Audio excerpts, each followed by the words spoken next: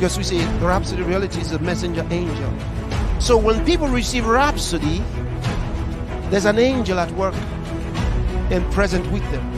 That's how come the kind of miracles that have been reported about Rhapsody have happened. கிறிஸ்துவுக்குள் பிரியமானவர்களே, நம்முடைய ஆண்டவராகிய இயேசு கிறிஸ்துவின் நாமத்தில் உங்களை அன்போடு வரவேற்கின்றேன். பரம சத்தியத்தில் பரவசம்.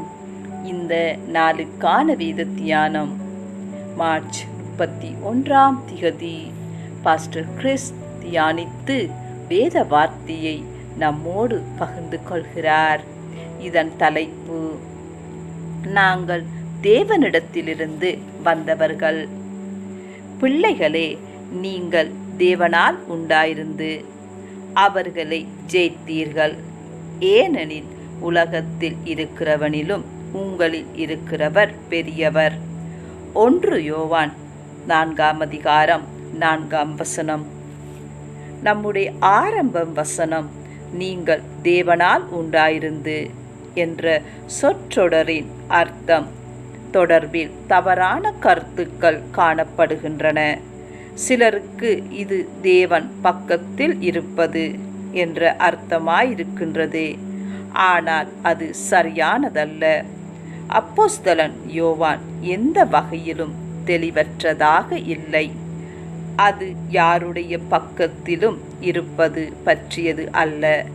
நீங்கள் தேவனால் உண்டானவர்கள் என்பதை வேறு வார்த்தைகளில் கூறுவதனால், உங்கள் ஆரம்ப தேவன் நீங்கள் அவருடைய சந்ததி என்பதாகும்.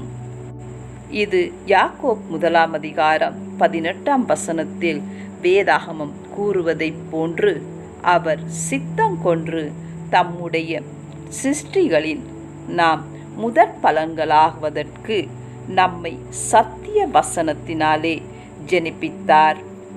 தேவனிடத்திலிருந்து வருவதற்கு கிறிஸ்து உங்களில் இருக்க வேண்டும்.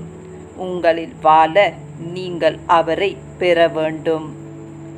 ஒருவன் மறுபடியும் பிறவாவிட்டால் தேவனுடைய ராஜ்யத்தை காணமாட்டான் என்று மெய்யாகவே மெய்யாகவே உனக்குச் சொல்கிறேன் என்று யோவான் 3:3 கர்த்தராகிய இயேசுவின் வார்த்தைகளை நினைவு கூறுங்கள்.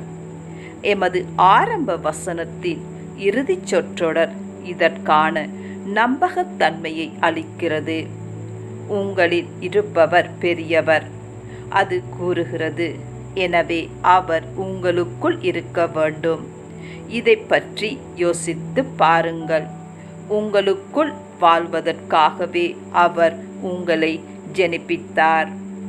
கிறிஸ்துவானவர் மகிமையின் நம்பிக்கையாக உங்களுக்குள் இருப்பதே அந்த இரகசியம் என்பதாக வேதாகமத்தில் கொலோசியர் 1:27 உங்களில் வாழும் மகத்தானவரால் எல்லா இருளில் சக்திகள் மற்றும் தீமையை திட்டமிடும் பொல்லாத ஆவிகள் மீது முழுமையான வெற்றி காணப்படுகின்றது.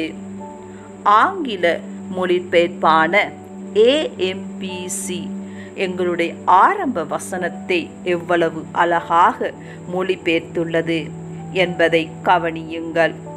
சிறு குழந்தைகளே, நீங்கள் தேவனுடையவர்கள். நீங்கள் அவருக்கு சொந்தமானவர்கள்.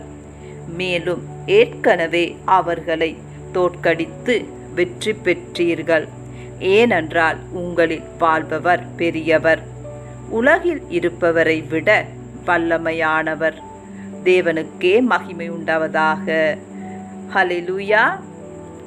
நீங்கள் தேவனிடத்திலிருந்து வந்தவர் என்பதால் உலகில் கஷ்டங்கள், தொல்லைகள், துக்கங்கள், துயரங்களை மேற்கொள்வதற்கு, செல்வாக்கு ஏற்படுத்துவதற்காக சத்துருக்களையும் அவர்களின் தீய மற்றும் தீய திட்டங்களையும் முறியடித்துள்ளீர்கள்.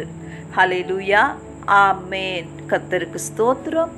நாம் அறிக்கை பண்ணுவோம். தயவாக என் பின்னால் கூறுங்கள். அன்புள்ள பிதாவே, நான் தேவனிடத்திலிருந்து வந்தவன்.